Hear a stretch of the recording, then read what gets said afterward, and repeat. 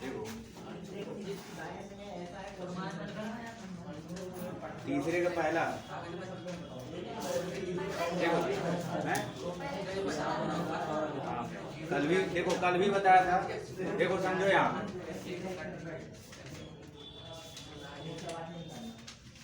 यहाँ जैसे वृत्ताकार पहिया है, उसकी जो परिधि होगी एक चक्कर में उतने ही चक्कर लगा, एक जो चक्कर होगा उसके परिधि के बराबर होगा, क्योंकि जितनी बड़ी परिधि होगी एक चक्कर में उतनी दूरी चलेगा।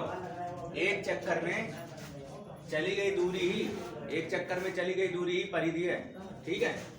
क्योंकि मान लो यहाँ पे अगर ये पॉइंट है, अगर इसे घुमाओगे पहिए को तो घूमते घूमते फिर से ये ए पॉइंट कहाँ पे आ जाएगा, फिर से ये ए पॉइंट यहाँ पे आ जाएगा, तो एक चक्कर पूरा हो गया।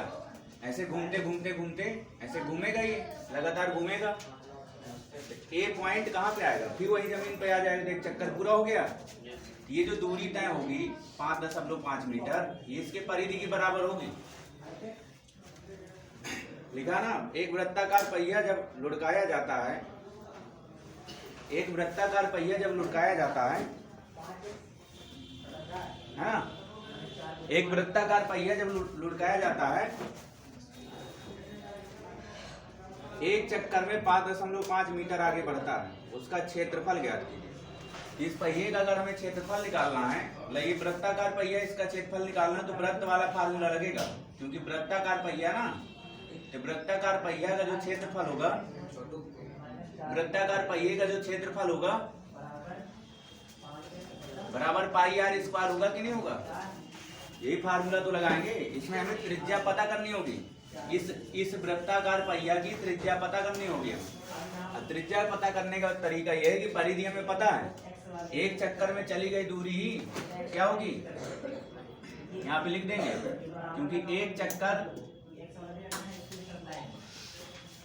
चक्कर में चली गई दूरी, एक चक्कर में चली गई दूरी बराबर होगा परिधि, वृत्ताकार पहिए की परिधि, क्योंकि एक चक्कर में उतनी दूरी जाएगा जितनी उसकी परिधि होगी, ठीक है। क्योंकि ये परिधि ये है, इसकी कुल लंबाई क्या है, परिधि है, ठीक है। एक चक्कर में उतनी जाएगी जितनी बड़ी परिधि होगी, ज्यादा परिधि होगी तो ज्यादा एक चक्कर में जाएगा, मतलब बड़ा पहिया होगा तो ज्यादा एक चक्कर में जाएगा, अगर बड़ा पहिया होगा तो ज्यादा एक चक्कर में जाएगा, ध्यान देना, ठीक है। तो दूरी क्या है, दूरी है 5.5, ठीक है। इस तरह से मैंने त्रिज्या निकाला था, इस तरह त्रिज्या निकाला था। अब यहाँ पे 2 पाई आर ये होता है, ये आ जाएगा इधर 5.5 और ये पाई भी इधर आ जाएगा, तो पाई बटे में आ जाएगा, तो आर का मान आ गया ना, इतना मीटर आया आर का मान। देखो कल भी बताया था, ठीक है, ऐसे ही बताया था यहाँ पे, ठीक है। अब देखो हमें कैलकुलेशन में ध्यान देना बस, ठीक है। अब बाकी क्षेत्रफल जो आएगा वही लिखेंगे, ठीक है। अब बताओ, ये एक चक्कर में चली गई दूरी इसके परिधि के बराबर होगा, तो आर यहाँ से निकालेंगे। बताओ कहीं गलत लिखा हो, नहीं लिखा ना, कहीं गुड़ा गलत कराया क्या, ये बटे में नहीं आना चाहिए ना, तो इतना मीटर होगा। पहिए का क्षेत्रफल बताओ, पहिए का क्षेत्रफल क्या होगा, वृत्ताकार पहिया तो पाई आर स्क्वायर फार्मूला लगाओगे, जबकि आर का मान क्या है 5.5 और मीटर में है आर का मान, तो मीटर स्क्वायर क्षेत्रफल आएगा, ठीक है। ये इसकी त्रिज्या है, इसकी क्या है त्रिज्या। अब यहाँ से इसे 2 बार गुणा में लिखा जाएगा, क्योंकि स्क्वायर लगा ना, इसे 2 बार गुणा में लिखा जाएगा, 5.5 बटे 2 पाई, ये से ये कट जाएगा, ठीक है। अब यहाँ पे 5.5, ये पाई ये कट गया, यहाँ पे 2 बचेगा केवल, ठीक है। और ये 5.5, अब ये पाई का मान रख दो, 2 रख दो, और पाई का मान 22/7। अब ये 7 ऊपर चला जाएगा और यहाँ पे काट दोगे, ये 7 ऊपर चला जाएगा। अब यहाँ काट भी सकते हो, पता है क्या काट सकते हैं यहाँ, 11 से काट दो, 11 बचे 55, कितना आएगा? और 11 दुनाई 22, ये 7 ऊपर चला गया, यहाँ बचेगा 5.5 बटे 2, और यहाँ पे 0.5 क्या जाएगा? 0.5, और यहाँ 2 बचा, यहाँ 2 बचा, ये 7 ऊपर पहुंच जाएगा, ये 7 ऊपर पहुंच जाएगा, ठीक है। अब बटे में 2 गुणे 2, ये 4 बचेगा यहाँ पर। अब कोई कट रहा है? नहीं कट रहा ना, ये 2 गुणे 2 है, ठीक है। ये पाई से पाई कट गया। अब बताओ, इनमें गुणा कराओगे तो क्या आएगा? 3.5 आएगा, ठीक है, 3.5 आएगा। अब बटे में 4, अब इन दोनों का गुणा करा लो, ऊपर से ऊपर वाले का गुणा करा लो, ठीक है। 5.5 गुणे 3.5, अब बटे 2 गुणे 4, 2 गुणे 4 मतलब क्या जाएगा? 8 आ जाएगा। अब इसका गुणा करा के बताओ कितना है, इन दोनों का गुणा करा के बताओ कितना है, इन दोनों का गुणा करा के बताना, ठीक है, इन दोनों का गुणा करा के बताना क्या आएगा, ठीक है। इसका रफ्तार में गुणा करा लो, यही आंसर आएगा, ठीक है। अगर आंसर सही बटे में दिया है तो सही बटे में बदलो उसे, दशमलव हटाओ, सही बटे में आंसर दिया क्या? दशमलव हटाओ ना, फिर दशमलव हटा के उसमें करो फिर। वो तो मैंने दशमलव में आंसर निकाला था, तो उसके हिसाब से सही है वो। बताओ यहाँ गुणा कराओगे तो क्या आएगा? 19.25, इसका गुणा करा लेना, 19.25, यही आया। कल क्या आया? यही आया था, तो यही आएगा। 8 का भाग लगा लो, 1 हटा के गुणा लगा। क्या गलत है? कहाँ गलत है? आंसर होगा, किताब हरिश्चंद्र है क्या? किताब में आंसर दिया होगा, मिल जाए। कहाँ गलत है बताओ, जहाँ गलत है मुझे बताओ। अब तुम्हें कैलकुलेशन करना है, आंसर किस सही बटे में दिया है तो लाओ फिर इसे सही बटे में, नहीं ला पा रहे, लाओ फिर इसे सही बटे में, दशमलव हटाओ, गुणा भाग आता नहीं है, आंसर नहीं मिल रहा है। चलो लगाओ इसे, 8 का भाग लगा देना।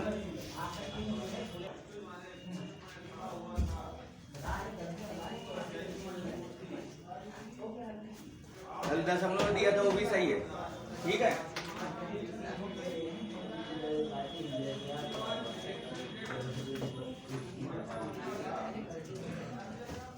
ले आए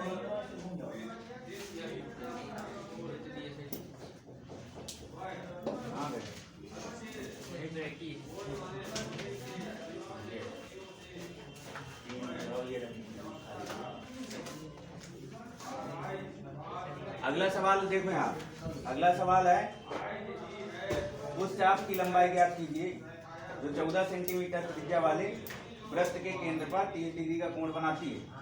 उस चाप की लंबाई हमें बतानी है। देखो इसमें हमें गुणा भाग क्षेत्रफल वाले चैप्टरों में आना चाहिए, ठीक है। दशमलव हटाना आना चाहिए, गुणा कराना आना चाहिए, सही बटे में लगाना आना चाहिए, ठीक है। जहाँ में आंसर दिया वो हम निकालना आना चाहिए।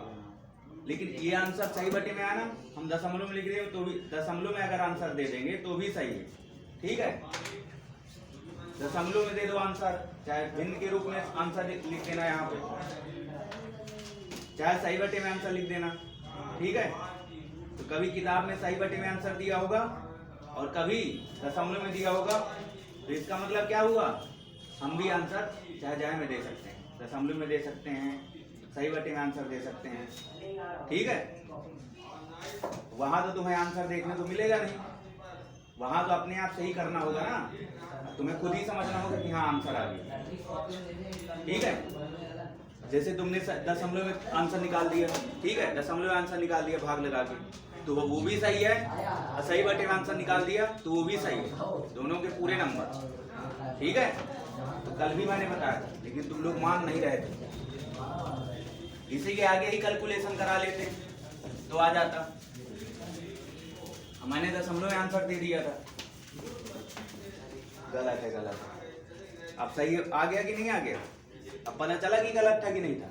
नहीं गलत था, इसी के आगे लगाना था उसको। चलो सवाल नंबर यहाँ पे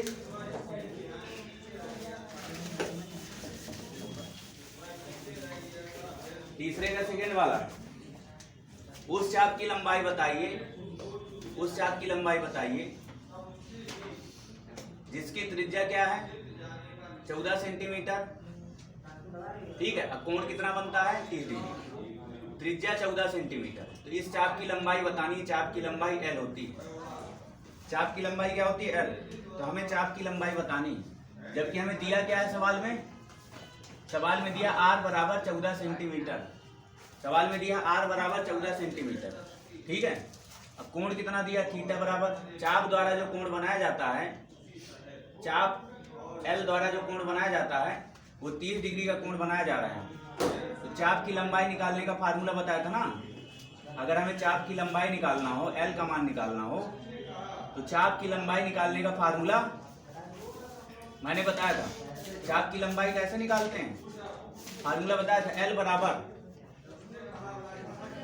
थीटा बटे 360 2 पाई r, थीटा बटे 360 2 पाई r। ठीक है, अब कुछ लोग ऐसे काट के लिख देंगे थीटा बटे 180 डिग्री। ठीक है, अब पाई r, तो ये भी सही है।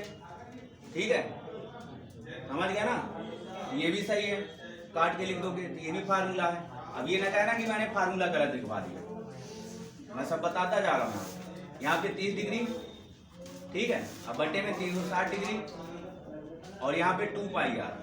ठीक है, वैसे बाद में काटेंगे ही तो 180 लिख सकते हैं। मैंने तुम लोगों को पूरा बता दिया। ऐसे क्या है बताओ, पूरे वृत्त की लंबाई क्या होती है, वृत्त की पूरे चारों तरफ की लंबाई क्या होती है, परिधि होती है। अगर हमने इतनी सी लंबाई निकालनी है तो लंबाई ही तो निकालनी है, यानी कि 2 पाई r तो ठीक है पूरे वृत्त की लंबाई, लेकिन हमें उस कोण पर लंबाई निकालनी है, यानी कि थीटा कोण पर लंबाई निकालनी है। अब पूरा कोण क्या होता है 360, है ना, पूरे 360 डिग्री, यानी कि पूरे वृत्त 360 का मतलब पूरा वृत्त, 360 का मतलब क्या हो गया पूरा वृत्त। ठीक है, तो पूरे वृत्त की लंबाई ये है और हमें इस कोण की लंबाई बतानी है। समझ गया ना, ये फार्मूला बन गया यहाँ पे। ठीक है, इसलिए थीटा बटे 360 और 2 पाई r।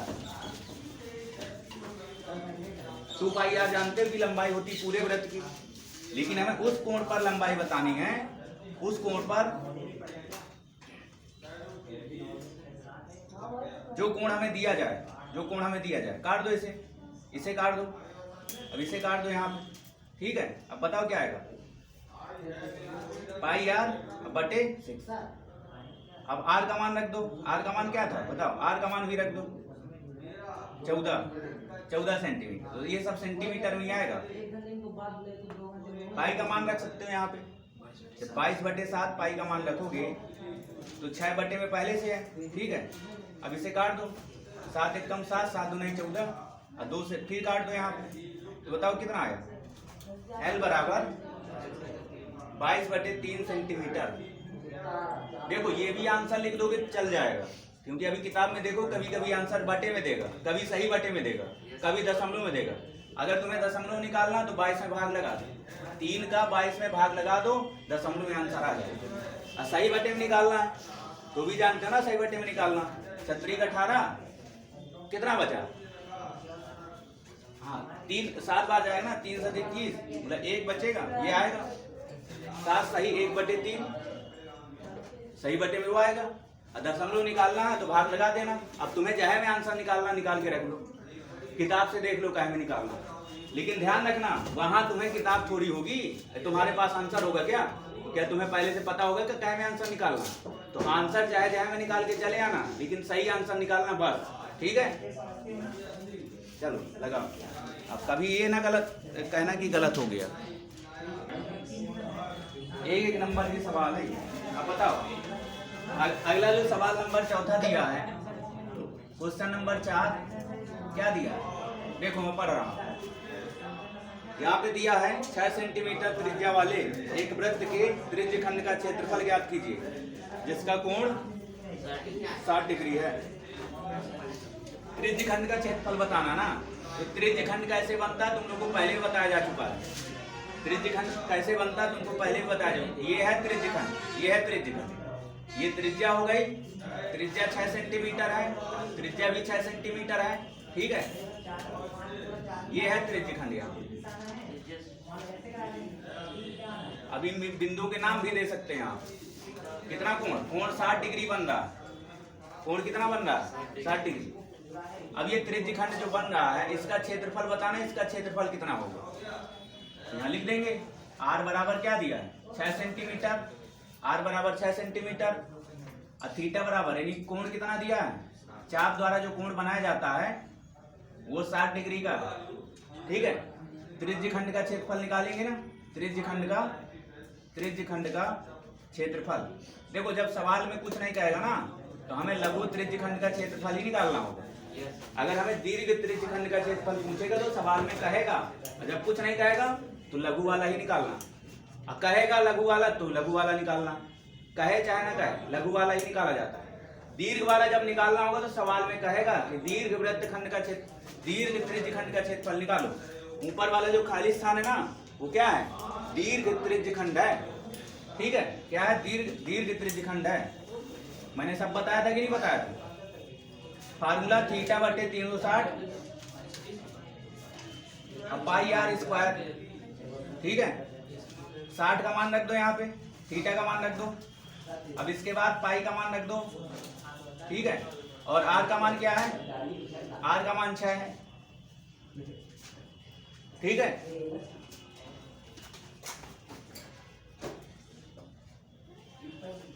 अब इसे हल कर लो, बताओ इसको हल करके आंसर ले आओगे।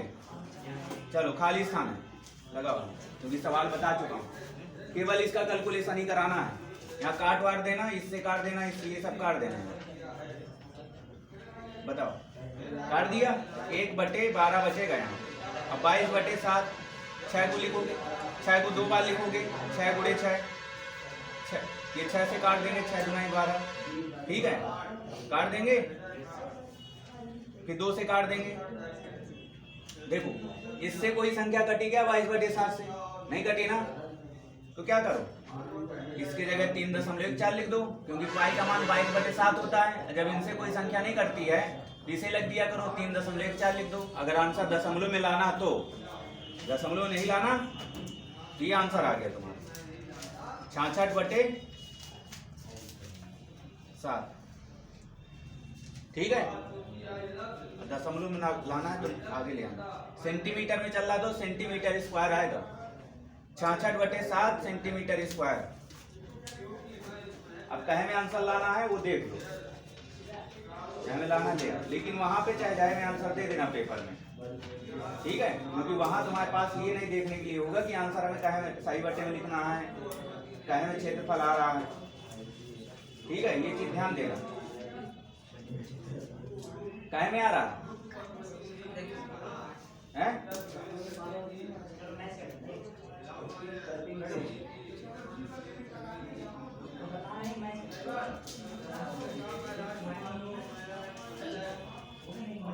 अब यहाँ देखो थीटा का मान भी रख दिया 22/7।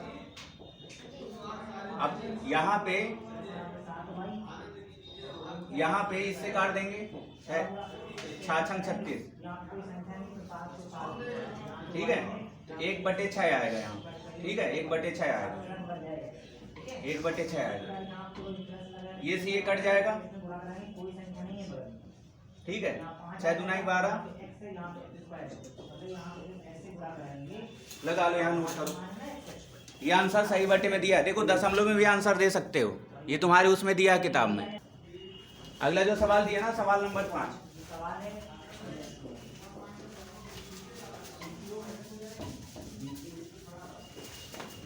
देखो अगले सवाल को पढ़ते हैं। 5वें में क्या दिया है, कह रहा r त्रिज्या वाले वृत्त के वृत्तखंड का क्षेत्रफल ज्ञात करें जो केंद्र पर 120 डिग्री कोणांतरित करता है। तो वृत्तीय खंड का क्षेत्रफल निकालना है ना, मतलब हमें वृत्तीय खंड का क्षेत्रफल निकालना है, वृत्त खंड का क्षेत्रफल निकालना हमें, वो भी त्रिज्या r है तो त्रिज्या r ही रहेगी, आंसर में भी r आ जाएगा, ठीक है। आंसर में क्या जाएगा r। अब वृत्त खंड क्या होता है, ये है वृत्त खंड, एक जीवा हो गई और चाप। जीवा और चाप के बीच में जो एरिया घिरा होता है उसे क्या बोलते हैं? कोण कितना बनाता है? इस चाप द्वारा कितना कोण बनाया जाएगा? इस चाप द्वारा 120 डिग्री का कोण बनाया जाता है। ठीक है, ये वृत्तखंड का क्षेत्रफल बताना कि क्या होगा। जीवा और चाप के बीच में जो एरिया घिरा होता है उसे वृत्तखंड कहते हैं। वृत्तीय खंड का क्षेत्रफल बताना है। जब कुछ नहीं कहे, अब इसमें कह रहा क्या कि लघु का निकालिए दीर्घ का, तो लघु वाला निकालते हैं। कुछ नहीं कहे तो लघु वाला निकालते हैं। ठीक है, ये ध्यान देना। अब ये भी समझो ना कि 120 डिग्री का कोण बन रहा है यहाँ पे, तो किसके द्वारा बनाया जा रहा है? इस चाप द्वारा बनाया जा रहा है ना। तो इसी का हमें बताना। त्रिज्या आर है। त्रिज्या क्या है? आर है। अब फार्मूला जानते हो इसका, त्रिज्या भी पता है। त्रिज्या आर की जगह आर रहेगा, आर की जगह आर रहेगा, तो आर में ही आंसर आएगा। ठीक है, त्रिज्या आर की जगह आर ही रहेगी। ना तो 6 दिया, ना 7 दिया, ना 5 दिया, इससे कोई अब कोण कितना दिया है? आंतरित कितना कोण आंतरित करता है? 120 डिग्री का कोण आंतरित करता है। इस वृत्तखंड द्वारा 120 डिग्री का कोण बनाया जा रहा है।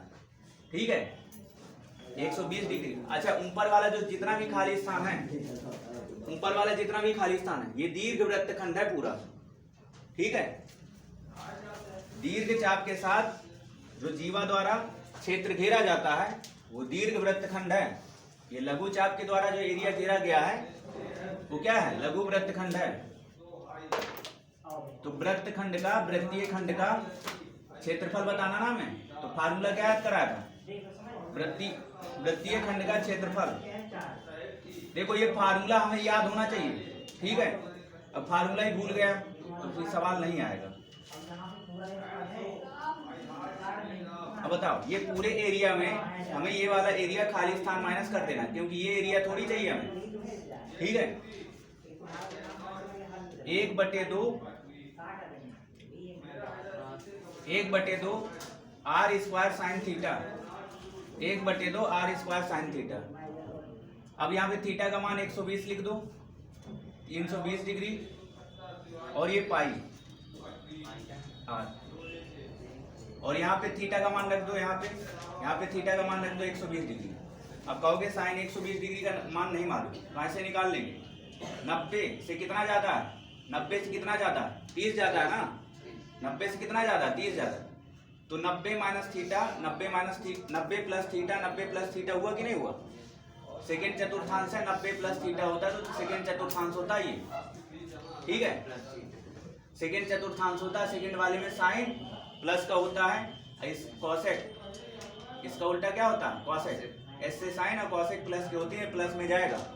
ठीक है, साइन का क्या हो जाएगा? कॉस, और ये थीटा यहाँ लग जाएगा। ठीक है, अब बताओ यहाँ पे क्या आ जाएगा? √3/2।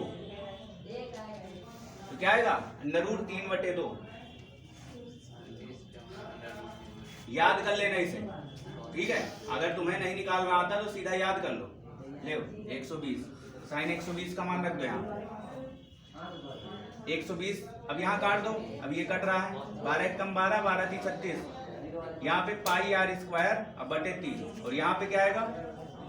1/2 आर स्क्वायर। यहाँ पे √3/2, √3/2। अब इसके बाद यहाँ पे कॉमन ले सकते हो, आर का कॉमन ले सकते हो। यहाँ पे आ जाएगा π/3 और माइनस 1/2 और गुणे √3/2, √3/2। अब इसे हल कर लो यार। आंसर आर नहीं रहेगा, आर की जगह आर रहेगा, आर के रूप में आंसर, आर के पद में आंसर आ जाएगा। ठीक है, अब लगाओ इसे। तो साइन 120 का मान याद कर लेना, साइन 120 का मान याद कर लेना। ठीक है, √3/2 लिखना है। अरे होता है तो क्या करें, लिखो इसे फटाफट। -1 से लगा के 1 तक, इससे ज्यादा मान होता ही नहीं है साइन का। आगे 11th में पढ़ोगे तो पता चलेगा कि -1 से 1 तक ही मान होता है।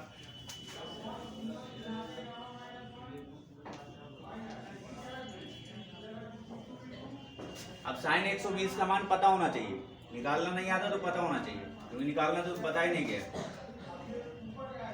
अब बताओ यहाँ पे एलसीएम ले लिया, ये 4 है ये 3 है तो 12 एलसीएम हो जाएगा।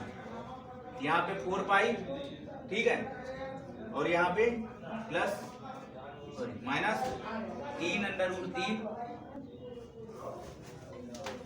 सेंटीमीटर में दिया था ना। यहाँ पे कुछ नहीं लिखा है, ये इकाई स्क्वायर लिख देंगे।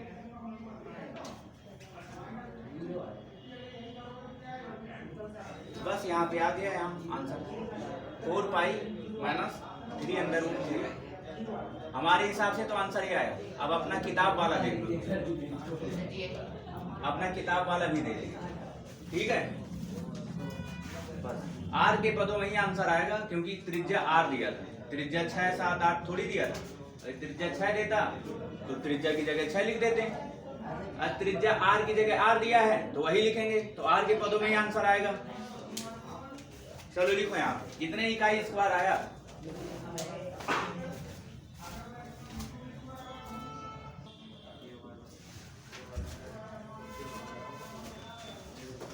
जब आर को इसके साथ लिखोगे तो यहाँ पे एक लगाना ही पड़ेगा, अंश में तो एक लगाना पड़ेगा। आर को कोष्टक वाले के साथ लिख देंगे तो अंश में हमें एक लगाना पड़ेगा, वही है बात, वही है। अब बताओ यहाँ ये हो गया। अब तुम्हें बताना है सवाल नंबर 5, सवाल नंबर 5 हो गया 6। तो सवाल नंबर 6 क्या दिया है, देखो चित्र भी बना के दिया है, ठीक है। करा चित्र में वृत्त ओ आर का मतलब ओ केंद्र है, आर त्रिज्या है, ठीक है। वृत्त ओ आर का मतलब क्या है, ओ केंद्र है, आर त्रिज्या है, ठीक है। कि लघु चाप PQ की अंश माप कितना दिया है 100 डिग्री, यानी कि लघु चाप PQ हो गया, ये लघु चाप हो गया, ये क्या हो गया लघु चाप। केंद्र पर इसका अंश माप कितना बन रहा है 100 डिग्री का कोण बन रहा ना। तो ये जो अंश माप दिया है इसे हमें रेडियन में बताना है, मतलब डिग्री को रेडियन में चेंज करना है। क्या में चेंज करना है, डिग्री वाले कोण को रेडियन में चेंज करना है, ठीक है। डिग्री वाले कोण को रेडियन में चेंज करना है। तो याद कर लेना यहाँ पे 180 डिग्री बराबर पाई रेडियन होता है। कितना रेडियन, पाई रेडियन। तो बताओ 1 डिग्री बराबर कितना होगा, इसमें 1 का गुणा करा के बताओ, ये 180 बटे में चला जाएगा। तो 1 डिग्री बराबर क्या होगा, पाई बटे 180 रेडियन। कुछ नहीं लिखोगे तो रेडियन ही पढ़ा जाएगा इसे, लेकिन डिग्री में कुछ लिखना पड़ेगा, डिग्री में तो लिखना पड़ेगा, डिग्री लगाना पड़ेगा। अपने आप से गुणा में 1 लगा सकता हूँ ना, अपने आप से गुणा में 1 लगा सकता हूँ ना। तो बताओ ये बटे में चला जाएगा, 180 बटे में चला जाएगा, 180 बटे में चला जाएगा। तो 1 डिग्री बराबर कितना होता है, पाई बटे 180 रेडियन। अंश माप कितना दिया 100 डिग्री दिया ना, इसे हमें केवल रेडियन में चेंज करके बताना, सवाल में यही कह रहा है। तो रेडियन में कोण क्या होगा ये बताइए, यहाँ पे लिख देंगे, क्योंकि 1 डिग्री बराबर पाई बटे 180 रेडियन। कितना रेडियन, पाई बटे 180 रेडियन। अगर हमें 1 किलो का रेट पता है, 1 किलो आलू का रेट पता है, ठीक है, तो बताओ 50 किलो आलू का रेट क्या हो, गुणा करा के तो बताओगे। याद रखना, अगर हमें 1 का पता तो बाकी का गुणा करा के ही निकाला जाता है। चाहे 20 का पूछे, 50 का पूछे, 60, कितने भी क्वांटिटी का पूछे, कितनी भी मात्रा का पूछे, अगर हमें इकाई का पता है, 1 का पता है, तो बाकी हमें गुणा करा के निकाला जाता है, हमें निकालना होगा। बताओ 1 डिग्री का तो हमें पता है ना, याद है कितने रेडियन होता है, 1 डिग्री में इतना रेडियन होता है, ये भी मैंने बता दिया कैसे होता है। तुम्हें ये याद करना होगा 180 डिग्री बराबर पाई रेडियन। तो जब 1 डिग्री में इतना रेडियन होता है तो बताओ 100 डिग्री में कितना रेडियन होगा, 100 डिग्री में कितना रेडियन होगा, गुणा करा के बताओगे ना, गुणा करा के बताओगे ना। बस हो गया, इससे ये काट दो। अब ये डिग्री नहीं लगेगा, अब तुम्हें लिखना पड़ेगा रेडियन, ठीक है। और ऐसे नहीं लिखते तो रेडियन का निशान ये होता है, ठीक है, रेडियन का निशान ये होता है। जो यहाँ पे सी लगा दिया ये रेडियन का निशान होता है, रेडियन पढ़ोगे उसे। अब इसे काट दो, 2 से और काट दो, तो 5 10, 2 9 18, तो 5 पाई बटे 9, 5 पाई बटे 9 कितना आया, इतने रेडियन आया। अच्छा हिंदी से लिख दो रेडियन, चाहे कुछ भी ना लिखो, 5 पाई बटे 9 आया आंसर यहाँ है। पाई का मान रख दो, पाई का मान नहीं रखा ना हमने, आंसर ये भी सही है, पाई में दे दोगे तो भी सही है, ठीक है। अगर आंसर में पाई नहीं रखा है, पाई का मान नहीं रखा है, अगर पाई का देखो ये हमने लघु चाप का निकाल दिया, जबकि सवाल में काहे में पूछ रहा था दीर्घ चाप, ठीक है, इसलिए आंसर नहीं मिल रहा था। क्या क्या नोट कर ले, मैंने अभी क्या बताया कि लघु चाप का निकल आया, ठीक है, जबकि हमें दीर्घ चाप का बताना था। अब कह रहा नोट कर ले, ये गलत नोट कर ले क्या, लेकिन कैलकुलेशन के हिसाब से आंसर ये आएगा, कैलकुलेशन हमने कहीं गलत नहीं किया, बस हमें दीर्घ चाप का बताना था, जबकि हमने लघु चाप का निकाल दिया। होशियार बन रहा, अगर हमें दीर्घ चाप का मान कोण निकालना तो क्या होगा, क्योंकि ये है दीर्घ चाप और ये क्या है लघु चाप, ये दीर्घ चाप है, तो 360 में घटा दो, 360 में घटा दो, ठीक है, ये क्या आ जाएगा 260 डिग्री आ जाएगा। तो दीर्घ चाप का कोण क्या होगा, दीर्घ चाप का कोण, दीर्घ चाप का कोण 360 में घटा के निकाला जाता, अगर लघु चाप का पता है तो 360 में घटा के निकाला जाता, क्योंकि पूरा 360 का होता है कुल मिला के। अब पूरे में से 100 पता है, तो 100 पता तो बचा कितना 260 डिग्री बचा। अब इसे रेडियन में चेंज करना है, ठीक है, अब इसे रेडियन में चेंज करना, 1 डिग्री में पाई बटे 180 रेडियन होता है, पाई बटे 180 रेडियन, उसको भी मैंने यहाँ पे समझाया।